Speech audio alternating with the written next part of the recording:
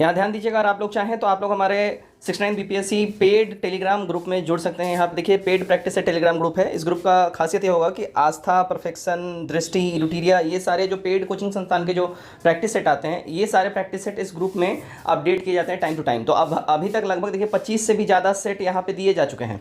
आप लोगों को सिर्फ वन टाइम पेमेंट करना होगा 199 रुपये का, और 199 का पेमेंट करने के बाद आप लोग इसमें जुड़ सकते हैं। 9708351194 इस नंबर के ऊपर आप लोग व्हाट्सएप पेमेंट करेंगे, और इस पेमेंट के बाद आप लोग को ग्रुप में ऐड कर लिया जाएगा। पेमेंट का स्क्रीनशॉट आप लोगों को व्हाट्सएप पे भेजना है और आप लोगों को ऐड। हेलो फ्रेंड्स, मैं सीमा और आप देख रहे हैं मिशन कंपटीशन, और आप सभी के सामने परम IAS रिलेटेड लक्ष्य पब्लिकेशन का सेट नंबर 2, जिसमें कि आज हम लोग मेडाइवल हिस्ट्री से रिलेटेड क्वेश्चन करेंगे। चलिए गाइस स्टार्ट करते हैं। तुम्हारा क्वेश्चन नंबर 1 क्या कह रहा है? क्वेश्चन नंबर 1 है, दिल्ली के किस सुल्तान के बारे में कहा जाता है कि उसने लख्त और लॉ की नीति का पालन किया था? तो ये किसने है? तो ऑप्शन सी बलबन ने। क्वेश्चन नंबर 2, दिल्ली सल्तनत के किस वंश ने सबसे कम समय तक शासन किया था? तो अगर सभी की शासन की बात करें तो खिलजी का शासनकाल कितना है? 1290 से 1320। ठीक है। तुगलक वंश का कितना है? 1320 से लेके 1412। सैयद वंश का 1414 से लेके 1450, और लोधी वंश का 1451 से लेके 1526। तो सबसे कम शासनकाल किसका हो गया? खिलजी वंश का हो गया। नेक्स्ट क्वेश्चन नंबर 3, बाजार नियंत्रण प्रणाली किसके द्वारा शुरू की गई थी? तो यह शुरू की गई थी अलाउद्दीन खिलजी के द्वारा। नेक्स्ट क्वेश्चन नंबर 4, राजधानी को दिल्ली से दौलताबाद हस्तांतरित करने का आदेश किसके द्वारा दिया गया था? तो यह किसके द्वारा दिया गया? सुल्तान मोहम्मद बिन तुगलक के द्वारा दिया गया था। क्वेश्चन नंबर 5, मध्यकालीन यात्री के लेखक कौन थे? इब्न बतूता वो किस देश का था? तो उसका संबंध किससे? मोरक्को से। क्वेश्चन नंबर 6, निम्नलिखित में से किस सुल्तान के बारे में दासों की संख्या सबसे अधिक थी? तो वो फिरोज शाह तुगलक के समय में दासों की संख्या बहुत ज़्यादा थी, क्योंकि फिरोज शाह तुगलक ना फ्रेंड्स एक बार ध्यान दीजिएगा, अनअकैडमी आपके लिए बेहतरीन ऑफर एक बार फिर से लेके आया है। अनअकैडमी ऐप इंस्टॉल आप जब करिएगा, तो ऐप इंस्टॉल करने के बाद जब आप जाओगे वहाँ पे, तो आपको देखिए अगर आप लोग 2 साल का प्लस सब्सक्रिप्शन लेना चाह रहे हो, आपको उसके ऊपर देखिए 6 मंथ का एक्सटेंशन मिलेगा, और 1 साल का जो सब्सक्रिप्शन होगा प्लस का, उसके ऊपर 3 महीने का एक्सटेंशन मिल रहा है। प्राइसेस देखिए कितना ह्यूज ड्रॉप हुआ है, 40%, क्योंकि अभी आपको ऑफ दिया जा रहा है, 40% ऑफ। तो 10,000 वाला जो कोर्स है आपको सिर्फ 6,375 मिलेगा, और 13,000 वाला 8,286 मिलेगा। ये जो ह्यूज 40% का जो ड्रॉप है, इसको आप ग्रैब करना चाहते हैं, उसमें आपको एक कोड लगाना पड़ेगा RKG11। ये रेफरल कोड जरूर यूज़ करिएगा, और ध्यान रखिएगा 30 जून तक ही ये ऑफर आपके लिए वैलिड है, उसके बाद ये एक्सपायर हो जाएगा। एंड आप यहाँ पे देख सकते हो, यहाँ पे देखिए एस्टेट का बैच अनअकैडमी पे लाइव हो चुका है, आप ये देख सकते हो, और इसमें मैं आपको पढ़ाऊंगा हिस्ट्री।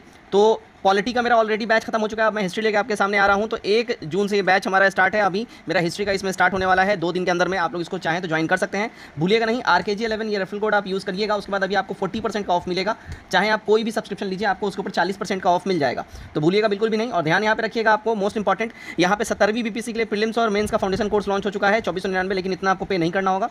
RKG11 ये रेफरल कोड यूज़ करिएगा, 40% ऑफ मिल जाएगा। एंड 90 डेज का पूरा टारगेट बैच आपको दिया जा रहा है प्रीलिम्स का 69 बीपीएससी का, ठीक है ना, एकदम 2199 में, लेकिन आपको इतना पे नहीं करना है। यूज़ करिए कोड RKG11, आपको इसमें हेवी प्राइस ड्रॉप देखने मिल जाएगा। गुलामों का शौकीन था, उसके दासों की संख्या 1,80,000 तक पहुंच गई थी, और उन्होंने उनकी देखभाल के लिए एक विभाग, यानी कि उस विभाग का नाम क्या था? दीवान बदगान की भी स्थापना की थी। क्वेश्चन नंबर 7, 2 अशोक स्तंभों को टोपरा और मेरठ से दिल्ली कौन लाया था?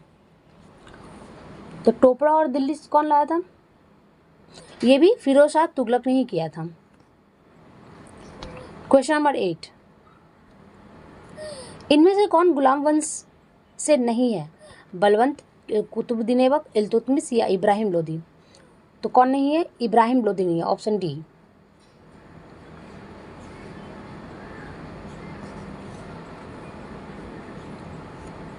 इब्राहिम लोदी जो है ना, वो लोदी वंश से संबंधित है।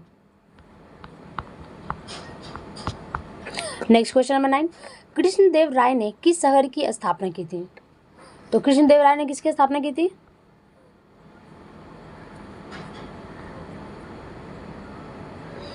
ऑप्शन ए क्या कह रहा है हमारा? नालंगपुर।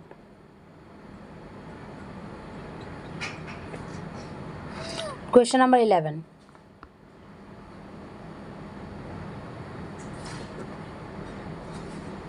गाइस क्वेश्चन नंबर 10 क्या कह रहा है? विजयनगर के किस शासक ने चीन के सम्राट के पास अपना राजदूत भेजा था? तो वो भेजा था किसने? बुक्का प्रथम ने। कब? 1336 ईस्वी में हरिहर और बुक्का नामक दो लोगों को भेजा था। ऐसा कहा जाता है कि विद्यारण्य और Sharan. Next question number 11, Delhi सल्तनत के दीवाने अर्ज विभाग किसने बनवाया था? तो ये बनवाया था किसने? बलवंत ने। नेक्स्ट क्वेश्चन नंबर 12, तबकात ए नासरी के लेखक कौन है? तो तबकात ए नासरी के लेखक कौन है? मिनहाज हम सिराज। नेक्स्ट क्वेश्चन नंबर 13 में दिया हुआ है सूची 1 है और सूची 2। सूची 1 में दिया हुआ है युद्ध है और सूची 2 में ईस्वी है। तो प्लासी का युद्ध कब हुआ था? 1757 में। हल्दी घाटी का युद्ध 1576 में। तराइन का युद्ध 1192 में और कलिंग का युद्ध 261 में, यानी कि option A. Next question number 14, Tulsidas किसके समकालीन थे? तो तुलसीदास समकालीन थे किसके? अकबर और जहांगीर के। नेक्स्ट, दिल्ली के निम्नलिखित सुल्तानों में से किस एक को निजामुद्दीन औलिया ने मिलने से मना कर दिया था? तो वो मना किया था किसने? अलाउद्दीन खिलजी ने।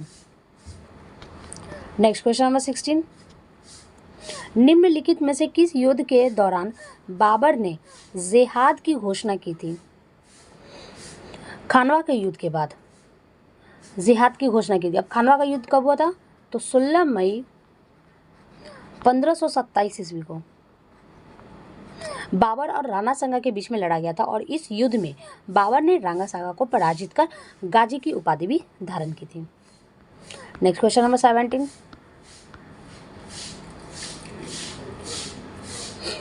चांदी का सिक्का किसने चलाया था? तो यह सिक्का चलाया था किसने? शेरशाह सूरी ने। Next question number 18, Haldi Ghati के युद्ध में राणा प्रताप की सेना का सेनापति कौन था? तो वह कौन था? हकीम खान था। हल्दी घाटी के युद्ध में हकीम खान यानी कि सूर राणा प्रताप की सेना का सेनापति था और यह एक पठान साहसी सूर वंश का सदस्य था और जिसने 18 जून 1576 ईस्वी को हल्दी घाटी के युद्ध में 5000 अफगानों सेना का कमान भी संभाली थी। नेक्स्ट क्वेश्चन नंबर 19, निम्नलिखित में से किसने यह आदेश दिया था कि एक पुरुष को केवल एक पत्नी से विवाह करना चाहिए और दूसरे से शादी तभी हो सकती है जब पहली पत्नी बांझ हो? यह कहा था किसने? अकबर ने। नेक्स्ट क्वेश्चन नंबर 20, टोडर मल निम्नलिखित में से किससे संबंधित है? तो टोडर मल का संबंध किससे है? भूमि राजस्व सुधार से।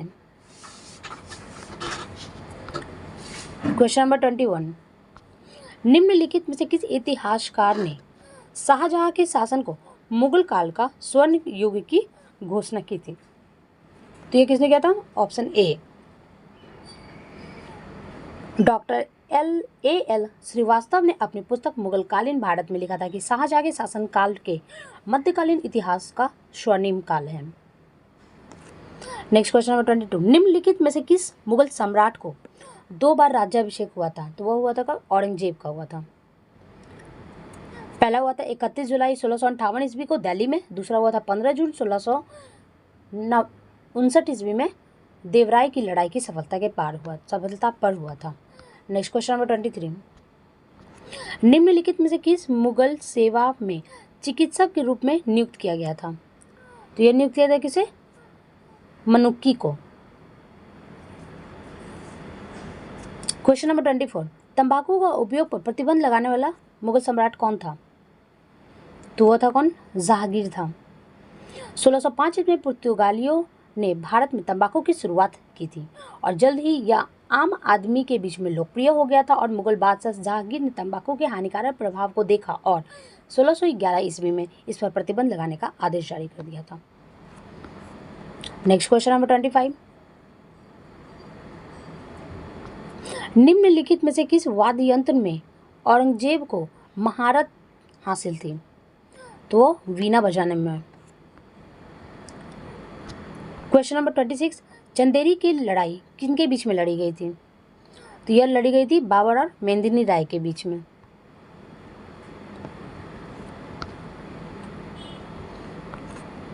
क्वेश्चन नंबर 27, निम्नलिखित कथनों में कौन सही है? पहला क्या कह रहा है, मुगलों की सेना को दशमलव प्रणाली पर संगठित किया गया था। दूसरा, शिवाजी ने अपनी सेना के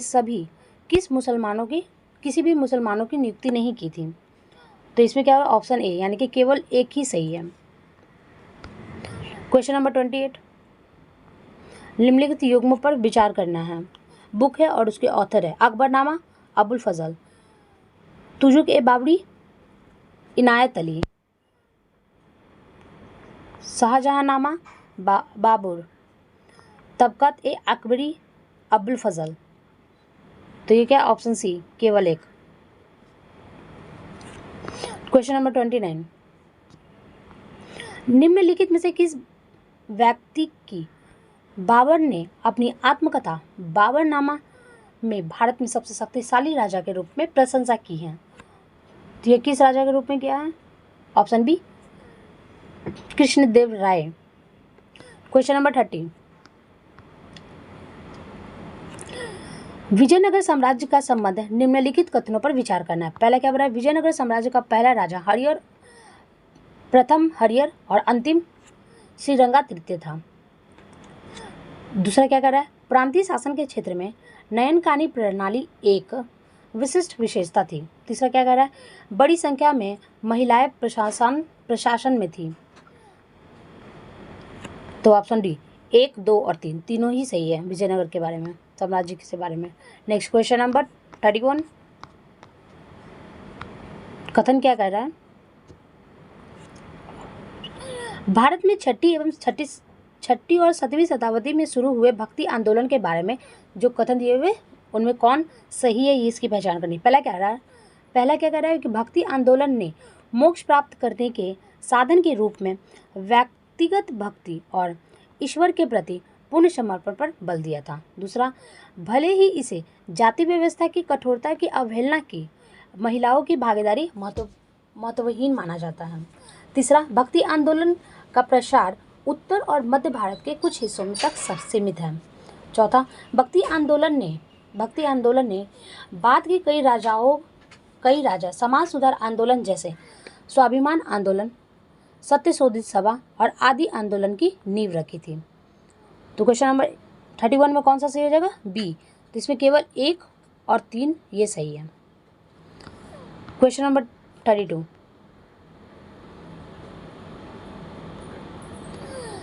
फराजी आंदोलन के संबंध में कथनों में कौन सही नहीं है? तो ये इसमें पहला नहीं सही है, यानी कि किसान आंदोलन का हिस्सा नहीं था, ये सही नहीं है। जबकि फिर इसके अलावा फराजी विद्रोह हाजी अली हमजा आवन के नेतृत्व में पूर्व बंगाल के गैर इस्लामी गतिविधियों को छोड़ने और मुसलमानों के स्वरूप की जिम्मेदारी को पूरा करने के लिए यह आंदोलन था। इस आंदोलन की स्थापना 1819 ईस्वी में हुई थी। नेक्स्ट क्वेश्चन नंबर 33, चोलों के मंदिर वास्तुकला के संबंध में कथन दिया गया है। चोलों के दौरान वास्तुकला की शैली द्रव्य शैली कहलाता है। दूसरा, मंजिल पर बनाने की शैली को विमान कहते हैं। तो इसमें ऑप्शन सी यानी 1 और 2 दोनों ही सही है। नेक्स्ट क्वेश्चन नंबर 34, निम्नलिखित युग्मों पर विचार करना है। पहला क्या कह रहा है, कुतुब मीनार कुतुबुद्दीन ऐबक, आदि मस्जिद अहमद शाह, विजय स्तंभ राणा कुंभा, हिंडोला पैलेस होशंग शाह। कौन सा सही सुमेलित है? तो ऑप्शन सी 1, 3 और 4। जो आदिम मस्जिद का निर्माण किसने कराया था? तो इलियास वंश के दूसरे सुल्तान सिकंदर शाह ने करवाया था? क्वेश्चन नंबर 35, मुगल चित्रकला के संबंध में कौन सा कथन सत्य नहीं है? Option D, Mughal school of painting की शुरुआत बाबर के शासनकाल में की गई थी। लेकिन ये बाबर के समय में नहीं हुआ था, यह हुआ था अकबर के समय में। और कब हुआ था ये? तो 1560 ईस्वी में हुआ था।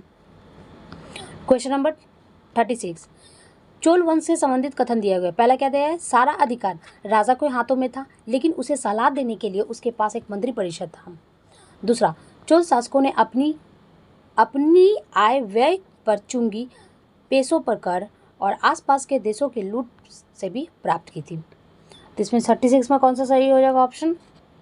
ऑप्शन हमारा डी है, यानी कि एक। अच्छा, तीसरा भी। अब तीसरा क्या कर रहा है कथन? ग्राम प्रशासन के मामले में प्रबंधन शिक्षित व्यक्तियों की कार्यकाली समिति के द्वारा किया जाता था, यानी कि ऑप्शन डी 1, 2 और 3। क्वेश्चन नंबर 37, चोल साम्राज्य में ग्राम प्रशासन के संबंध में निम्नलिखित कथनों पर विचार करना है। पहला, सभा जो ग्राम की एक सामान्य सभा थी। दूसरा, उग्रग्राहों में वयस्क पुरुषों का जमावड़ा था। तो कौन सा कथन सही है 37 में ऑप्शन ए सिर्फ एक वाला सही है। क्वेश्चन नंबर 38, विजयनगर वंश में महिलाओं की स्थिति के संबंधित पर विचार करना है। सती प्रथा अनुपस्थित थी, वैश्यावृत्ति का प्रचलन था, एक विधवा पुनर्विवाह कर सकती थी। तो 38 में कौन सा है? ऑप्शन बी, यानी कि दूसरा और तीसरा, यानी कि वैश्यावृत्ति का प्रचलन था और वह विधवा पुनर्विवाह कर सकती थी। क्वेश्चन नंबर 39, पाल वंश के संदर्भ में निम्नलिखित कथन कौन सही नहीं है?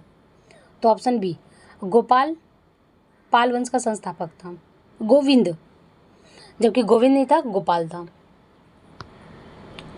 क्वेश्चन नंबर 40, कुतुब मीनार के संबंध में निम्नलिखित कथनों पर विचार करना है। तो पहला क्या कह रहा है? इसे लाल और बर्फ बलुआ पत्थर से बनाया जाता था, यह भारत के सबसे ऊंचा मीनार है और इसे इल्तुतमिश ने पूरा किया था।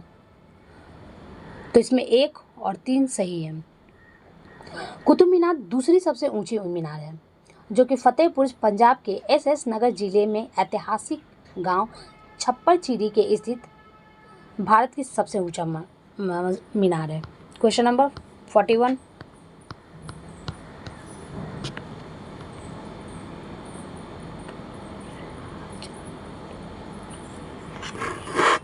मध्ययुगीन भारत के संबंध में निम्नलिखित कथनों पर विचार करना है। पहला क्या कह रहा है? राजपूत साम्राज्य का आधार वंश था। दूसरा, कुछ राजपूत शासकों ने जैन धर्म का संरक्षण किया था। तो उपयुक्त दिए गए कथनों का सही पहचान करना है। तो दोनों कथन में से कौन सा कथन सही है? तो यानी कि ऑप्शन सी, यानी 1 और कथन 2 दोनों ही सही है। क्वेश्चन नंबर 42, निम्नलिखित युद्धों पर विचार करना जिसमें शहर है उसे संस्थापक है, जैसे सीरी अलाउद्दीन खिलजी, फिरोजाबाद मोहम्मद तुगलक, फिरोजाबाद फिरोज तुगलक। तो कौन सा सही है? 1 और 3। क्वेश्चन नंबर 43, भारत में 16वीं शताब्दी के पूर्वार्ध से संबंधित चित्रकला के बेहतरीन उदाहरण लघु चित्र के एक समूह के द्वारा प्रस्तुत किए जाते हैं, जिन्हें आमतौर पर कुलदार समूह के रूप में सम्मिलित किया जाता है। इस समूह को निम्नलिखित में से किस चित्र शामिल है? तो वो शामिल है चौरा पंचशिका, जो कि 16वीं शताब्दी में बनवाया गया था। क्वेश्चन नंबर 44, न्याय प्रदान करना दिल्ली सल्तनत के अधीन किसी भी शासक का एक बहुत ही महत्वपूर्ण कार्य माना जाता है था। निम्नलिखित शासकों में से किस शासक ने न्याय प्रदान करते हुए धार्मिक वर्गों के खिलाफ कठोर दंड की भी व्यवस्था की थी? तो यह की थी किसने? मोहम्मद बिन तुगलक ने। नेक्स्ट क्वेश्चन नंबर 45, मध्यकालीन भारत जो कि 800 से लेकर 1200 ईस्वी के बारे में कथन दिया गया है। ठीक है, तो पहला क्या कह रहा है? इस युग में अरब शासकों के द्वारा भारतीय वस्तुओं की मांग के कारण भारत के साथ अपने व्यापार में वृद्धि हुई। दूसरा, इस युग में धर्मशास्त्रों के द्वारा समुद्री यात्रा पर प्रतिबंध लगाने से अन्य देशों के साथ भारत के विदेशी व्यापार में गिरावट आई थी। तो 45 का क्या हो जाएगा? ए, केवल एक कथन सत्य है। क्वेश्चन नंबर 46, भारत में मुगल प्रशासन की मनसबदारी प्रणाली के संबंध में कौन सा कथन गलत है? तो ऑप्शन ए, यह केवल सैन्य ढांचे में पेश किया गया था, यह गलत है। मनसबदारी प्रणाली सैन्य ढांचे और नागरिक प्रशासन दोनों में पेश किया जाता है। क्वेश्चन नंबर 47, निम्नलिखित में से किस शासक ने भारत में बड़े गोपुरम और मंडप को चिन्हित किया था? तो ये किस पे किया गया था? 47 का विजयनगर साम्राज्य में, यानी कि option D. Question number 48, Delhi सल्तनत के अंतर्गत एक अद्वितीय प्रकार की भूमि वितरण और प्रशासनिक प्रणाली और इक्तादारी के संबंध में निम्नलिखित कथनों पर विचार करना है। पहला क्या करा? इक्ता प्रदान करने का तात्पर्य भूमि पर अधिकार से है। दूसरा, इक्ता एक हस्तांतरीय है। उपयुक्त दिए गए कथनों में कौन सही है? तो ऑप्शन बी, केवल दूसरा वाला सही है। Question number 49, Mughal school of paintings के बारे में कथन दिया गया है। पहला क्या है? यह मुख्य रूप से कुलीन और धर्मनिरपेक्ष है। दूसरा, दसवंत, नन्हा, मंसूर, मनोहर आदि जहांगीर के प्रसिद्ध दरबारी चित्रकार थे। तीसरा, बहादुर शाह ने मुगल चित्रकला को पुनः जीवित किया था। कौन सा कथन सत्य है? तो 49 में सी हो जाएगा, केवल 1 और 3। क्वेश्चन नंबर 50, भारत में मुगल शासन के तहत आम लोगों के आर्थिक जीवन के बारे में निम्नलिखित में से कौन सा कथन गलत है? तो वह है पहला ऑप्शन। क्या बोला है? मुद्रा प्रणाली में वस्तु विनिमय प्रणाली ने स्थान ले लिया था। तो मुद्रा प्रणाली के साथ साथ वस्तु विनिमय प्रणाली भारत में मुगल प्रशासन के तहत विशेष रूप से ग्रामीण क्षेत्रों में बहुत ही लोकप्रिय रहा था। क्वेश्चन नंबर 51,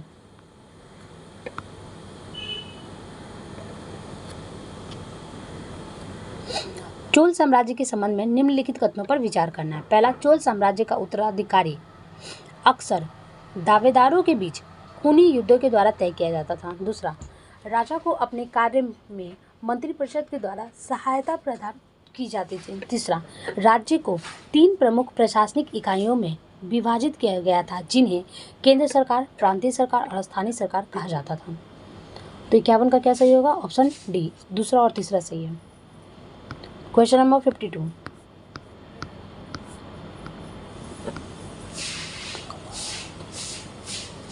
इब्न बतूता के अनुसार भारतीय उपमहाद्वीपों के शहर क्या हैं?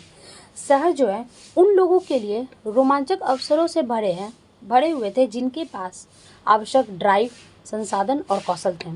दूसरा, शहरों को युद्ध और आक्रमणों के कारण व्यवधान का कोई खतरा नहीं था। तो 52 का क्या हो जाएगा? ऑप्शन ए, केवल 1। क्वेश्चन नंबर 53, निम्नलिखित में से कौन सी विशेषता मुगल शासन के तहत भारतीय अर्थव्यवस्था के संबंध में गलत है? तो ऑप्शन बी, लोगों का प्रमुख व्यवसाय हस्तकला था, ये गलत है।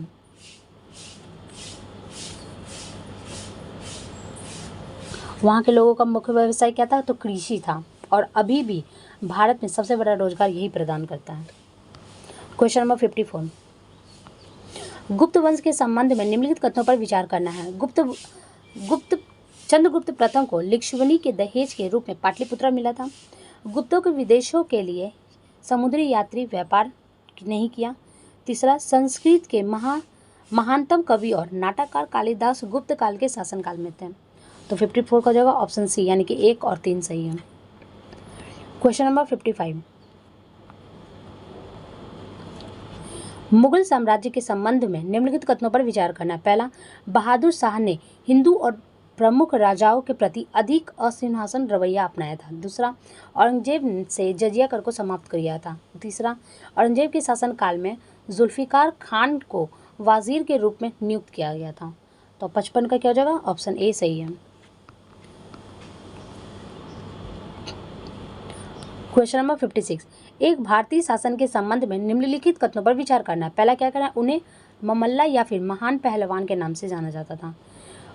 दूसरा, उसे वटापी कुंड की उपाधि दी गई थी। तीसरा, हेन सांग ने उसके शासनकाल के दौरान दौरा किया था। निम्नलिखित भारतीय शासन में से कौन सा एक उपयुक्त विवरण को सबसे उपयुक्त है? तो वह है कौन? ऑप्शन ए नरसिंह वर्मन प्रथम। गाइस, इसमें जितने भी जो भी कथन दिए हुए कथन का सही एक्सप्लेनेशन हमारे पीडीएफ में पीडीएफ आप लोगों को टेलीग्राम चैनल पर मिल गया है। आप लोग इसे एक बार फिर से ज़रूर रीचेक कीजिएगा। क्वेश्चन नंबर 57, मराठा शक्ति के संबंध में निम्नलिखित कथनों पर विचार करना है। पहला क्या कर रहा है?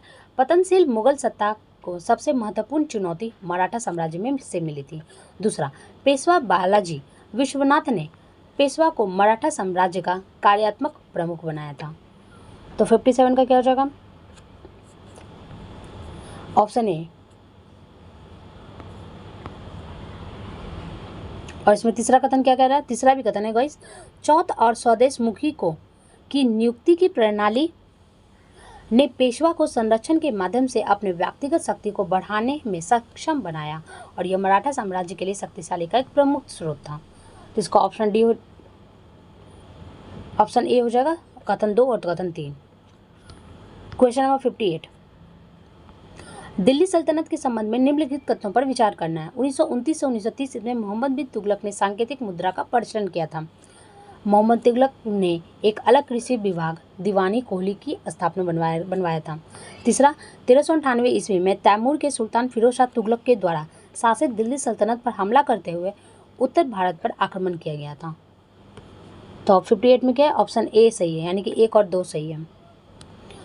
क्वेश्चन नंबर 59, महारैली में कुतुब कॉम्प्लेक्स में भारतीय पुरातत्व सर्वेक्षण के द्वारा संरक्षित ऐतिहासिक जलाशय हौज सस्मी में जल मुगल के निर्माण के नाम से प्रसिद्ध हिमालय जल पक्षी सुखद आगमन देखा जा रहा था और यह हौज सस्मी किसके द्वारा बनवाया गया था?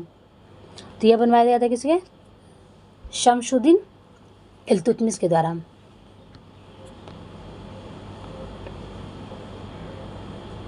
मध्यकालीन भक्ति आंदोलन के बारे में कथन दिया गया। पहला क्या कह रहा है? संकरी की 9वीं शताब्दी में हिंदू धर्म को एक नई दिशा देते हुए एक हिंदू पुनर्स्थापनावादी आंदोलन की शुरुआत की थी। दूसरा, अद्वैत और द्वैतावाद का संकरी सिद्धांत आम आदमी बहुत ही आकर्षित करता था। तीसरा, रामानंदन अपने विचारों के प्रचार प्रयास के लिए स्थानीय भाषा का प्रयोग करने वाले पहले व्यक्ति थे। चौथा, रामानंद ने जाति व्यवस्था का विरोध किया और जाति की उपेक्षा करके समाज के सभी वर्गों से अपने शिष्य को चुना था। तो ऑप्शन बी सही है इसमें। क्वेश्चन नंबर 61,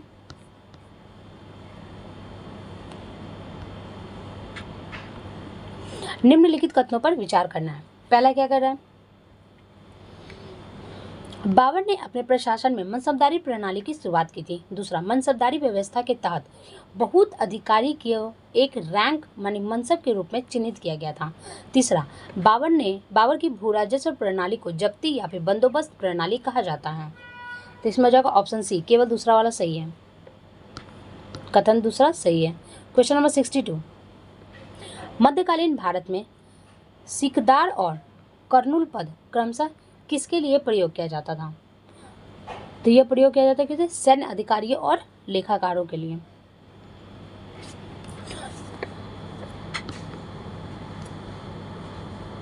क्वेश्चन नंबर 63, भारतीय इतिहास के मध्यकाल में गुज्जर सामान्यतः किसके लिए प्रयुक्त होता था? तो वह प्रयुक्त होता था खानाबदोश पशुपालक के लिए। क्वेश्चन नंबर 54, निम्नलिखित में से कौन सा अभिलेख या फिर शिलालेख गुप्त काल के इतिहास में सर्वाधिक महत्वपूर्ण स्रोत है? पहला, महारैली लौ स्तंभ शिलालेख। दूसरा, हेरोडोटस स्तंभ शिलालेख। तीसरा, इलाहाबाद शिलालेख। कौन सा कथन सत्य है इसमें 64 में? तो वो हो जाएगा हमारा सी, यानी 1 और 3 सही है। इलाहाबाद स्तंभ शिलालेख और महारैली लौ स्तंभ शिलालेख। क्वेश्चन नंबर 65, मुगल काल के दौरान सेठ, बोहरा, बंजारों किस नाम से जाना जाता था? तो ये सब जाने जाते थे ट्रेडर्स के नाम से। क्वेश्चन नंबर 56, चित्रकला की कला में मुगल के योगदान उल्लेखनीय है। तो मुगल चित्रकला के संबंध में कथन दिया गया। पहला, मुगल चित्रकला की नींव बाबर ने रखी थी। दूसरा, सबसे महत्वपूर्ण कृति हज़मनामा है जिसमें 1200 पेंटिंगों शामिल हैं। तीसरा, जहांगीर के शासनकाल में मुगल चित्रकला अपने चरमोत्कर्ष पर पहुंच गया था। तो 66 का क्या हो जाएगा? ऑप्शन डी, यानी कि केवल 1 और 2 सही है, 2 और 3 सही है।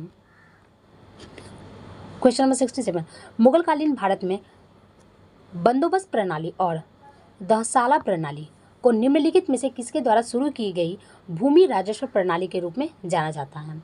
तो ये जाना जाता है अकबर और टोडरमल के द्वारा। क्वेश्चन नंबर 68, दिल्ली सल्तनत के दौरान पदनाम मुकद्दम या फिर चौधरी निम्नलिखित में से किसके लिए इस्तेमाल किया जाता था? तो यह इस्तेमाल किया जाता है किसके लिए? ग्राम प्रधान के लिए। दिल्ली सल्तनत के अधीन प्रांतों को इक्ता कहा जाता था तथा जो कोई प्रारंभ में सरदार इसके अधीन थे और गांव प्रशासन की मूल इकाई बना रहा है और गांव के मुखिया मुकद्दम और चौधरी के नाम से जाना जाता था।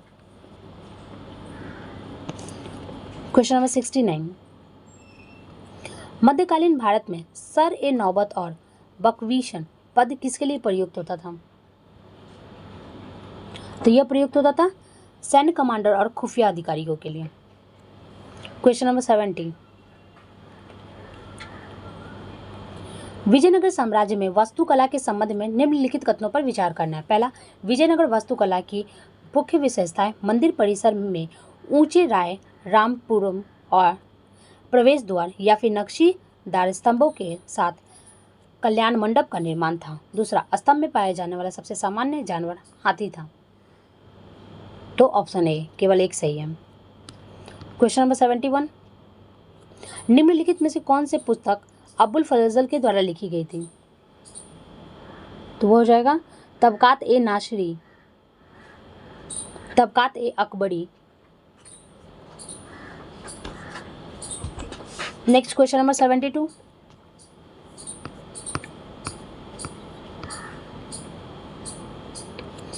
मध्यकालीन भारत के संबंध में अहादी किससे संदर्भित करता था?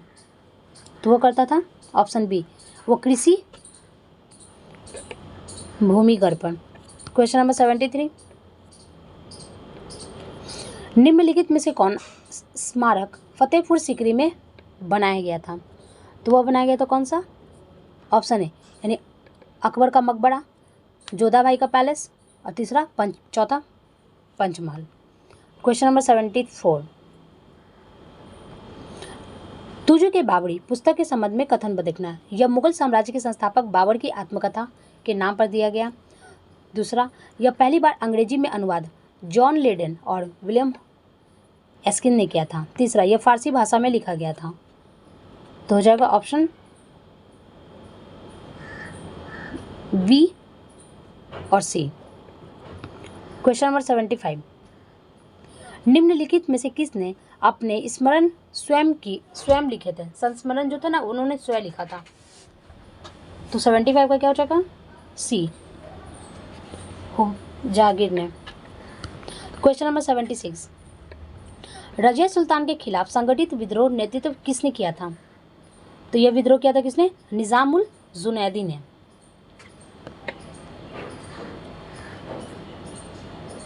क्वेश्चन नंबर 77, मध्यकाल में उनके शासकों ने एक नई मुद्रा का प्रचलन किया था। इस संबंध में निम्नलिखित में से कौन सा कथन गलत है? तो हमारा क्या कह रहा है?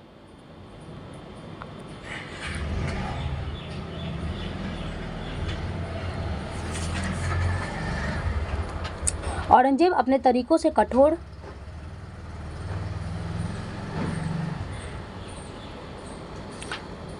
ऑप्शन है, ठीक है। क्वेश्चन नंबर 78,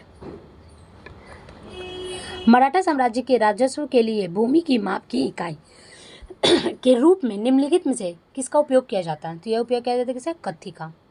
क्वेश्चन नंबर 79, निम्नलिखित में से कौन सा स्मारक मुगलों से संबंधित है? तो बुलंद दरवाजा और जामा मस्जिद। क्वेश्चन नंबर 80, मध्यकाल के संबंध में मकतब खाना किसके से संबंधित है? तो यह संबंधित है अनुवाद ब्यूरो से। क्वेश्चन नंबर 81, चोल साम्राज्य के बारे में निम्नलिखित कथनों पर विचार करना है। चोल राजा बड़े पैमाने पर हिंदू धर्म के संरक्षण में थे। दूसरा, चोल राजा विशेष रूप से भगवान शिव के कट्टर भक्त भी थे। और दिए गए उपकरण में कौन सा कथन सही है? तो option A. Next question number 82। Megasthenes के द्वारा पहली बार गहरे दक्षिण भारत में पांड्य साम्राज्य का उल्लेख किया गया है। उन्होंने बताया है कि पांड्य साम्राज्य लोगों के एक समिति के द्वारा शासित था। दूसरा, मोती के लिए जाना जाता था। यानी 82 का क्या हो जाएगा? बी। Question number 83।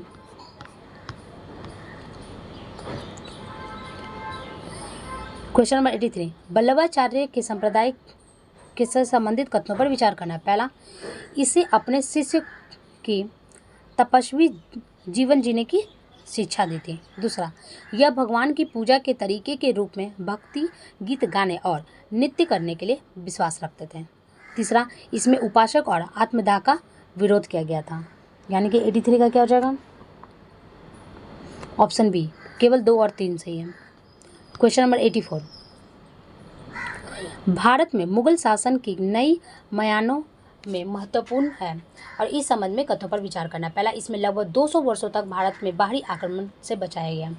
दूसरा, भारत ट्रांस एशियन व्यापार में अधिक हिस्सा ले सकता है। तीसरा, भारत में पहली बार बारूद का प्रयोग किया गया था। तो इसका हो जाएगा ऑप्शन बी। 1 और 2 दोनों सही है।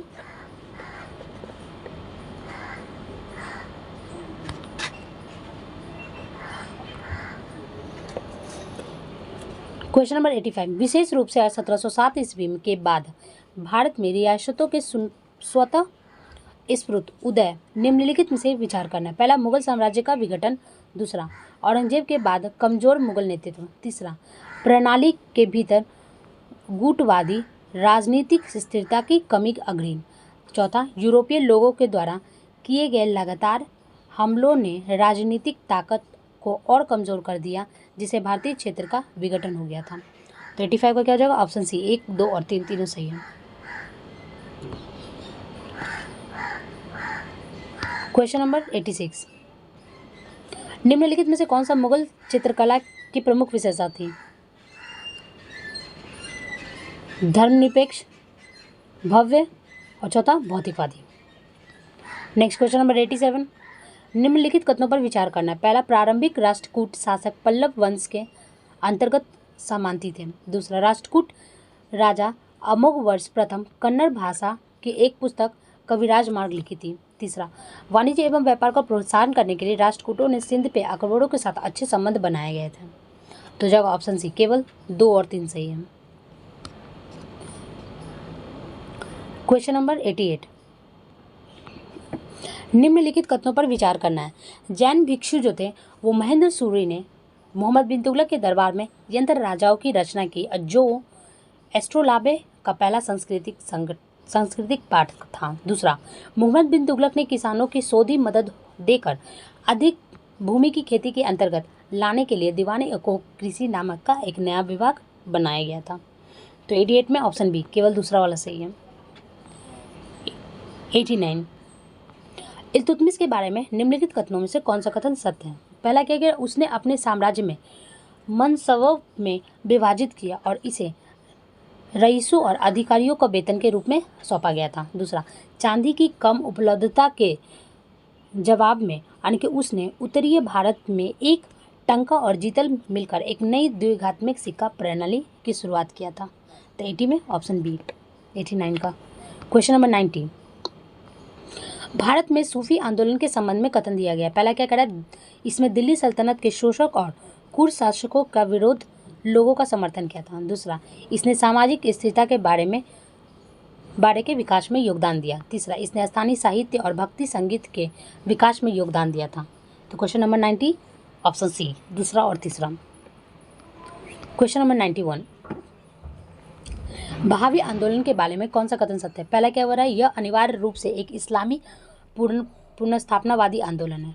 दूसरा, इसने नई पश्चिमी शिक्षा को अपनाकर इस्लाम पुनर्जीवित करने की वकालत की थी। तीसरा, यह पंजाब और आसपास के क्षेत्रों में केंद्रीय क्षेत्र आंदोलन था।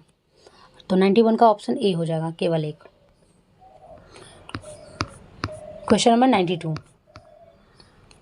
92 क्या कर रहा है कि संगीत के विरुद्ध औरंगजेब की एक प्रतिक्रिया के संबंध में निम्नलिखित में से कौन सा कथन सही नहीं है?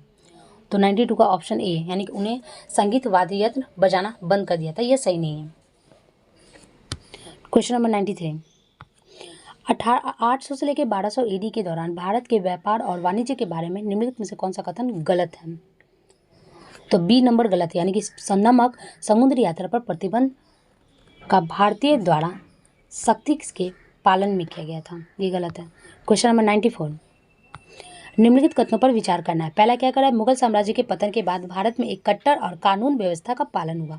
दूसरा, भारत में मुगल साम्राज्य के मलबे पर पली बढ़ी देसी रियासतों ने लगातार धर्मनिरपेक्ष की नीति का पालन किया था। तीसरा, कोई भी स्वदेशी राज्य भारत में 17वीं शताब्दी के दौरान शुरू हुई और आर्थिक संकट को नहीं रोक सका। तो 94 का ऑप्शन बी, यानी 1 और 3 दोनों ही सही है। क्वेश्चन नंबर 95, 800 से 1200 शताब्दी के एडी के दौरान दक्षिण भारत यानी कि पूर्व एशिया के विभिन्न राज्यों के साथ भारत के संपर्कों के संबंध में दिया गया विचार। पहला कह रहा है, दक्षिण पूर्वी एशिया राज्यों ने भारत और बाहरी दुनिया के बीच में वाणिज्य सांस्कृतिक संपर्कों के लिए एक प्रकार के सेतु का काम किया था। दूसरा, यह राज्य भारतीय सभ्यता और संस्कृति के से गहरे प्रभावित है, हालांकि उन्होंने एक बहुत ही उच्च क्रम की अपनी विशिष्ट संस्कृति प्राप्त की थी। तीसरा, इस युग के दौरान अरबों ने दक्षिण पूर्व एशिया में भारतीय व्यापारों और उपदेशकों को विस्तार करना शुरू कर दिया और बड़े पैमाने पर लोगों को इस्लाम में परिवर्तन करना शुरू कर दिया था। तो 96 का क्या हो जाएगा? ऑप्शन सी, ऑप्शन ए, यानी कि केवल एक कथन सत्य है। 96, अलाउद्दीन खिलजी ने व्यापारी और वाणिज्य के मामले को संभालने के लिए बाजार नियंत्रण प्रणाली की नीति को लागू करने के लिए एक नए विभाग का गठन किया गया था। इस विभाग को किस रूप में जाना जाता है? तो यह जाना था किसका? दीवान रियासत को। क्वेश्चन नंबर 97, भारत में दिल्ली सल्तनत के अधीन राज्य की प्रकृति इस्लामी थी। इसका अर्थ है सुल्तानों ने इस्लामी राजाओं को खुलेआम उल्लंघन नहीं होने दिया था। दूसरा क्या कर रहा है? सुल्तानों ने राज्य की नीति को निर्धारित करने के लिए मुस्लिम यज्ञविदों को प्राप्त अवसर प्रदान किया था। और तीसरा क्या कर रहा है? मुस्लिम हिंदू गुरु की नियुक्ति और लाभदायक कार्यक्रम था। तो इसमें कौन सा कथन हो जाएगा? 97 का ऑप्शन सी, 1 और 3। क्वेश्चन नंबर 98, भारत में मुगल साम्राज्य का पतन सबसे महत्वपूर्ण परिणाम क्या था? तो महत्वपूर्ण परिणाम था अंग्रेज भारत को जीतने में सफल रहे। क्वेश्चन नंबर 99,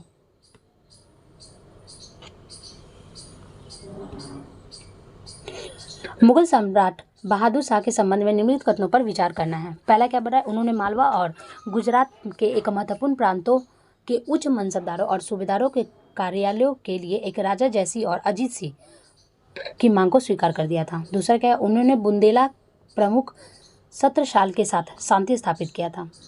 तो 99 का ऑप्शन बी, यानी कि केवल दूसरा वाला कथन ही सत्य है।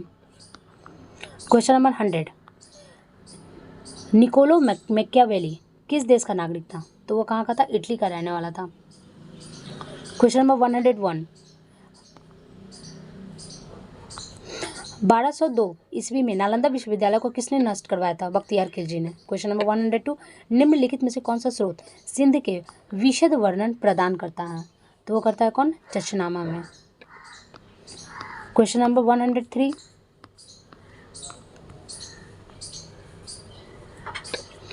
गोविंद चंद गढ़वाल की रानी कुमार देवी ने किस स्थान पर धर्मचक्र जीना विहार का निर्माण किया गया था? तो यह निर्माण किया था कहाँ पे? सारनाथ में। क्वेश्चन नंबर 104, निम्नलिखित में से किसने सिक्के जारी किए जिनके एक ओर लक्ष्मी और दूसरी ओर देवनागरी लिपि के नाम से विभाजन था? तो वो किसने किया था? मोहम्मद गौरी ने। क्वेश्चन नंबर 105, चित्तौड़ स्थित कीर्ति स्तंभ किसके द्वारा बनवाया गया था? राणा कुंभा के द्वारा। Option A. Question number 106, Khajuraho के मंदिर का निर्माण किसने करवाया था? तो वो मंदिर का निर्माण किसने कराया था? चंदेल शासकों ने करवाया था। क्वेश्चन नंबर 107, गुलाम वंश का संस्थापक कौन था? तो गुलाम वंश का संस्थापक था कुतुबुद्दीन ऐबक।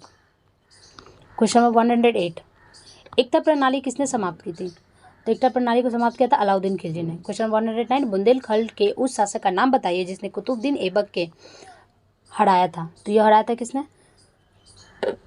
परमदी देव ने। क्वेश्चन नंबर 110, दिल्ली के किस सुल्तान ने सीरी के किले की स्थापना और निर्माण किया था? तो यह निर्माण किया था किसने? अलाउद्दीन खिलजी ने। क्वेश्चन नंबर 111, सुल्तान बलवन के आदेश से निम्नलिखित में से किस अमीर को सार्वजनिक रूप से कोड़े मारे गए थे? तो वो कौन थे? मलिक बकबाब। क्वेश्चन नंबर 112, सुल्तान जलाउद्दीन फिरोज खिलजी के खिलाफ विद्रोह करने वाले कोड़ा मानिकपुर गवर्नर कौन था? तो वह था कौन? मलिक छज्जू। क्वेश्चन नंबर 113, निम्नलिखित में से किसने जलाउद्दीन फिरोज खिलजी के शासनकाल में नव मुस्लिम कहा जाता था? तो नव मुस्लिम मंगोल। तारीख़ फिरोज शाही किसके द्वारा लिखी गई थी? तो यह लिखी गई थी बहरीन और अफीफ के द्वारा। क्वेश्चन नंबर 115, निम्नलिखित में से कौन अपने पिता की हत्या के लिए जिम्मेदार था? तो वह जिया था मोहम्मद बिन तुगलक। क्वेश्चन नंबर 196, अकबरनामा को अब्बुल फजल कितने वर्षों में पूरा किया गया था? तो वो क्या था? कितने? 12 वर्षों में। क्वेश्चन नंबर 117, निम्नलिखित में से कौन सा कथन सही है? तो 17 में ऑप्शन बी सही है, यानी कि 1 और 4 सही है, यानी कि अहमद शाह अब्दाली ने पानीपत की लड़ाई हुई थी। फिर क्या हो रहा है कि दिल्ली सुंदरता और प्रकृति का प्रेमी। क्वेश्चन नंबर 118, निम्नलिखित लड़ाइयों पर विचार करिए जिनकी कलाक्रम लाइन से लगाना है। ठीक है, तो चंदेरी का युद्ध कब हुआ था? 1528 में। चौसा का युद्ध कब हुआ था? 1539 में। तालीकोटा का युद्ध कब हुआ था? 1565 में। और कन्नौज का युद्ध कब हुआ था? 1540 में। तो ऑप्शन डी हमारा सही है। क्वेश्चन नंबर 119, किसने कहा था कि अकबर के समय में इलाहाबाद के 40 स्तंभों वाला एक महल बनाने के लिए 5000 से 20,000 के लोगों को 40 वर्षों तक काम किया था? यह कहा था किसने? विलियम फिंच ने कहा था। क्वेश्चन नंबर 120, मुगल काल के निम्नलिखित लड़ाइयों को खानवा का युद्ध कब हुआ था? घाघरा का युद्ध कब हुआ था? 1527 में। खानवा का युद्ध 1529 में। चौसा का युद्ध 1539 में।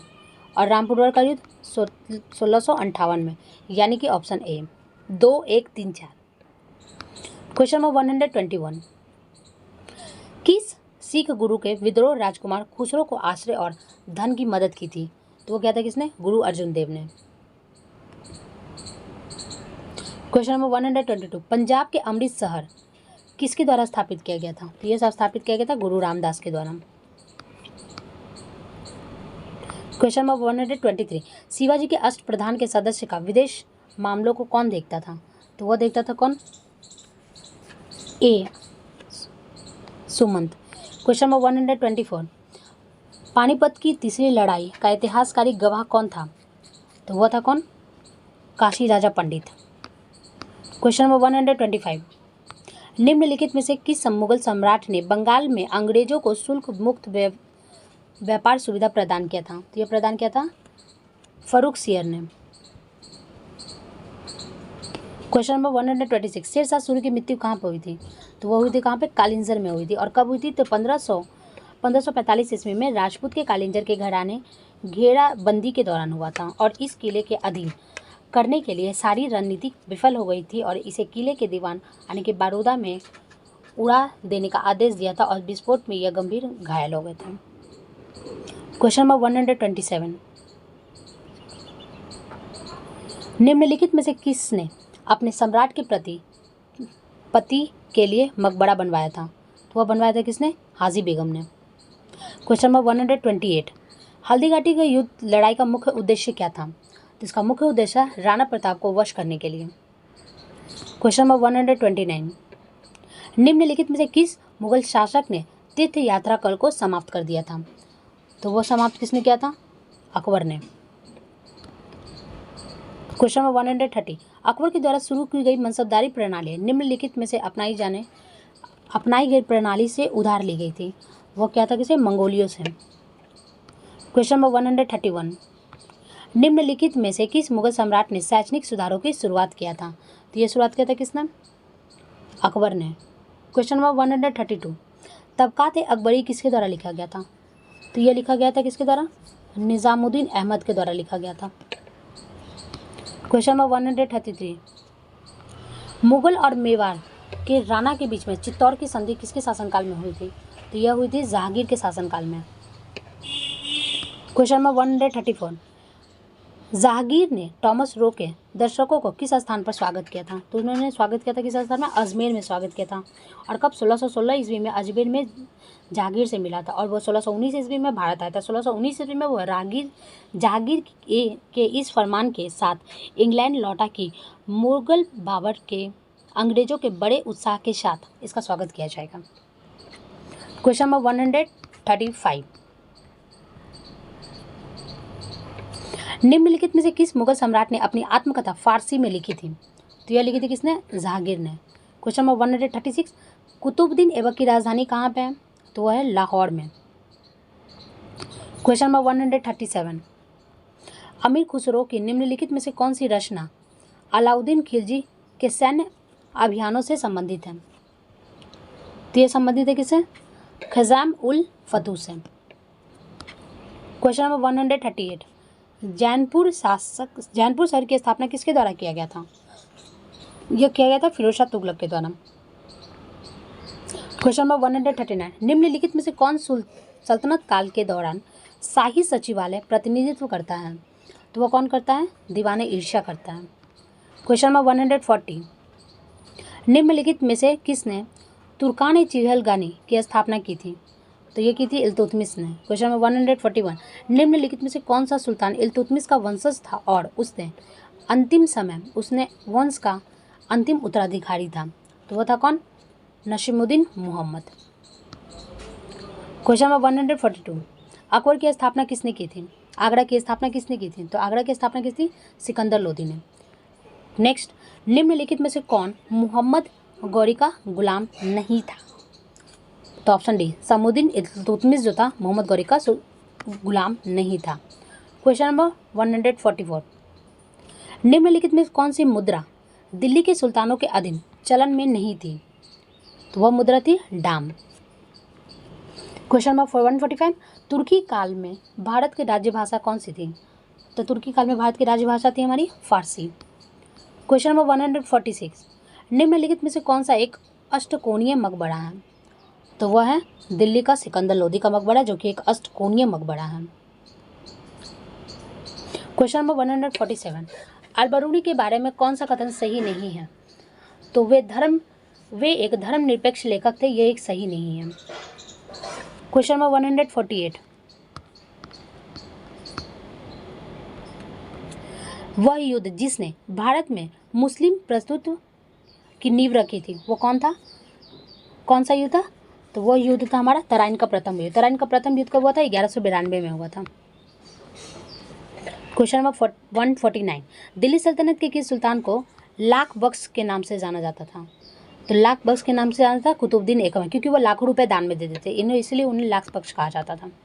क्वेश्चन नंबर 150, मंगोलों को सर्वप्रथम किसके शासनकाल में सिंधु नदी के तट पर देखा गया था? देखा गया था इल्तुतमिश के शासनकाल में। चलिए गाइस, कल फिर मिलते हैं एक नए सेट के साथ। Thank you friends, tata bye bye.